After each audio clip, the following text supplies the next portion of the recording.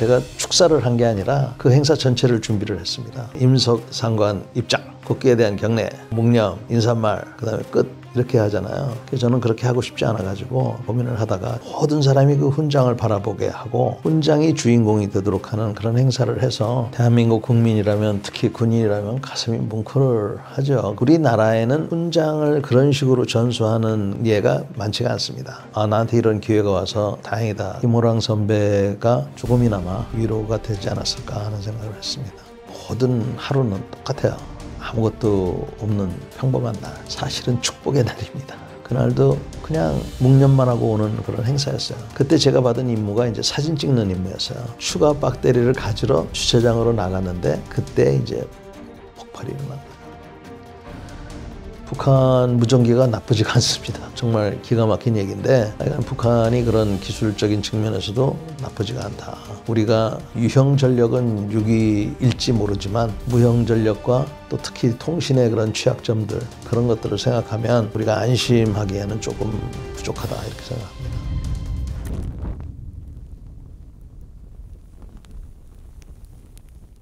대한민국 국민이라면 특히 군인이라면 가슴이 뭉클하죠. 제가 축사를 한 게 아니라 그 행사 전체를 준비를 했습니다. 아, 나한테 이런 기회가 와서 다행이다 생각을 했는데 우리나라에는 훈장을 그런 식으로 전수하는 그런 예가 많지가 않습니다. 임석 상관 입장, 국기에 대한 경례, 묵념, 인사말, 그 다음에 끝 이렇게 하잖아요. 그래서 저는 그렇게 하고 싶지 않아가지고 고민을 하다가 우리 부대에 있는 모든 지휘관을 다 서울로 올라오게 했어요. 저 지방에 있는 지휘관들도 다 올라오게 한다는 겁니다. 그건 굉장히 쉬운 일이 아니에요. 그 다음에 그 훈장을 통상은 임석상관, 특전사령관이 들어올 때 사람들이 일어나게 돼 있거든요. 그렇게 안 하고 훈장이 들어오도록 했어요. 모든 사람이 그 훈장을 바라보게 하고 이렇게 걸어오지 않고 한 발 한 발 들어오게 했어요. 북을 치게 했고 이게 거리가 30m밖에 안 됐지만 1분 30초 동안 훈장을 들고 있는 특전부대원이 들어오고 훈장을 놓고 훈장이 주인공이 되도록 하는 그런 행사를 해서 보는 사람들도 그랬고 특히 그 유가족분들께서 상당히 만족하셔서 저로서도 기분이 좋았고 또 김호랑 선배가 조금이나마 위로가 되지 않았을까 하는 생각을 했습니다. 모든 하루는 똑같아요. 아무것도 없는 평범한 날, 사실은 축복의 날입니다. 그날도 그냥 묵념만 하고 오는 그런 행사였어요. 저는 뭐 수행을 하지 않도록 돼 있었는데 마침 기회가 생겨가지고 장군님한테 같이 가겠습니다. 그랬더니 그래 너도 여기까지 왔으니까 구경하러 와. 그래가지고 갔는데 그때 제가 받은 임무가 이제 사진 찍는 임무였어요. 근데 그 당시가 1983년인데 그때 처음으로 자동 카메라가 나왔을 때입니다. 배터리로 자동 카메라는 되잖아요. 근데 이 배터리가 온도 차이가 나니까 빨리 방전이 되더라고요.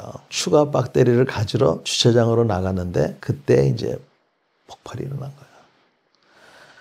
너무나 무서웠고 살아계시리라고는 생각도 못했는데 하여튼 들어가서 보니까 살아계셔서 빨리 후송을 했는데 나중에 알고 보니까 이 북한 공작원들이 그 먼 곳을 와가지고 우리 대통령을 암살하려고 참. 그래서 제가 그때 25살이었는데 북한이 아무리 악마 같은 거라고 교육은 받았지만 설마 우리하고 똑같은 민족인데 이런 생각을 했는데 그 뒤부터는 안보만은 하여튼 튼튼히 하고 항상 준비할 수 있는 데까지 준비를 해야 된다라는 생각을 갖고 있었고 그런 생각 때문에 부하들을 항상 하여튼 최선을 다해서 훈련을 시키려고 노력을 했고요. 지금도 제가 자동차에 비상 물품을 다 갖고 다녀요. 방독면부터 해가지고 뭐 전투력이라고 하는 거는 유형 전력이 있고 무형 전력이 있어요. 유형 전력은 탱크, 비행기, 전투함 이런 것들이고 무형 전력은 훈련이 얼마나 됐느냐.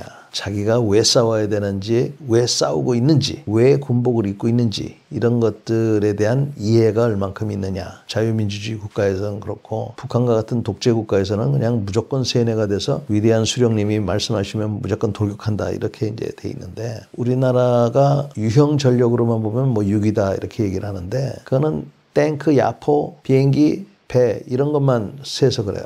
제가 보기에 아주 결정적인 우리가 취약점이 통신이 안 된다는 겁니다. 무전이 안 되고 필요한 상황 파악이 안 되기 때문에 외부의 적이 기습을 가할 때 통신이 안 되면 이거 아주 큰일이거든요. 근데 우리는 그 부분이 취약한 거예요.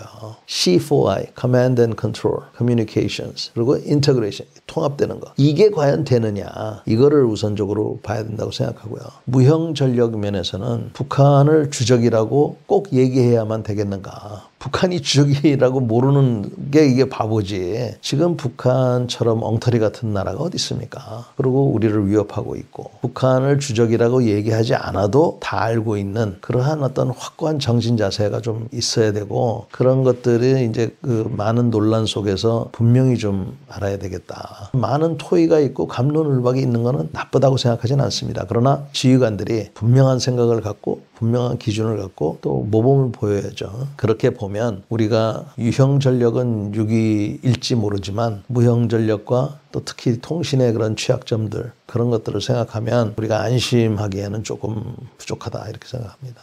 북한이 핵무기 이전에 갖고 있었던 게 생화학 무기입니다. 북한이 방사포가 많다는 얘기는 들으셨죠? 그 방사포를 많이 갖고 있는 이유 중에 하나가 그 방사포 탄두에다가 화학탄 같은 거를 탄두를 하기 위해서 많이 있는 겁니다. 두 번째는 북한을 사이버 슈퍼파워라고 얘기하는 사람들이 많아요. 북한에는 해커들 아주 어릴 때부터 국가가 조직적으로 키워놔가지고 하루에도 뭐 우리나라를 수백 번, 수천 곳을 공격을 하고 저도 수시로 공격을 당합니다. 그런 그 사이버 위협이 아주 무시무시하고 그다음에 북한이 의외로 전자전에 강해요. 북한 무전기가 나쁘지가 않습니다. 정말 기가 막힌 얘기인데 북한이 그런 기술적인 측면에서도 나쁘지가 않다. 그다음에 북한이 또 땅굴을 갖고 있잖아요. 휴전선 일대에서 이제 뭐 몇 개는 발견했는데 아직도 거기에 여러 개가 있다고 이제 보는 겁니다. 그래서 땅굴 전문가들이 우리나라에 꽤 많은데 이 모든 분들이 다 동의하는 거는 땅굴이 있다는 거예요. 부산까지 땅굴이 있다고 생각하는 그런 분들도 계세요. 그 땅굴을 통해서 우리하고 똑같은 복장을 한 북한군이